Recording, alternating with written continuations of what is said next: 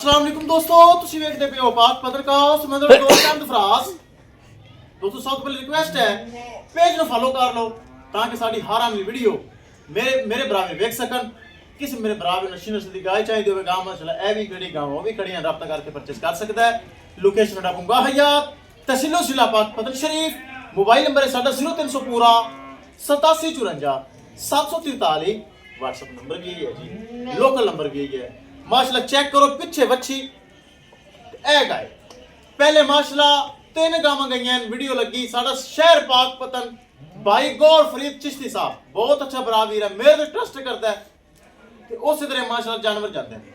एक और माशाल्लाह परचेस कर लियो ना ये जारी पाक पतन डेयरी फार्म में अल्लाह ताला मालक दे नसीब करे। कैमरामैन साहब गड्डी नंबर एक चीज करो के लिए करो ले चलो जी, अल्लाह ताला मालका दे नसीब करे।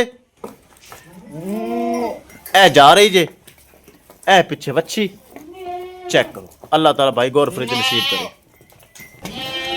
ले चलो जी, अल्लाह ताला मालका दे नसीब करे। ए जा रही जी पीछे है वच्छी भाई गौर फरीद चिश्ती साहब पहले माशाल्लाह 3 गावां ने 2 दिन पहले 3 दिन पहले परचेस कीतियां ए भी उन्हें परचेस कर ली।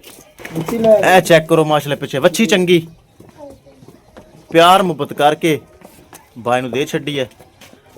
5 लाख रुपए मकूल जे पैसे सन 5 लाख ते 5 लाख च थोड़ा बहुत प्यार मुहब्बत भी कीता है ते भाई गौर फरीद साडा शहर पाक पतन पहले माशाल्लाह 3 गावां गईयां 3 दिन पहले ही तुसी वीडियो वेखी उसी ए भी माशाल्लाह ने परचेस कर ली।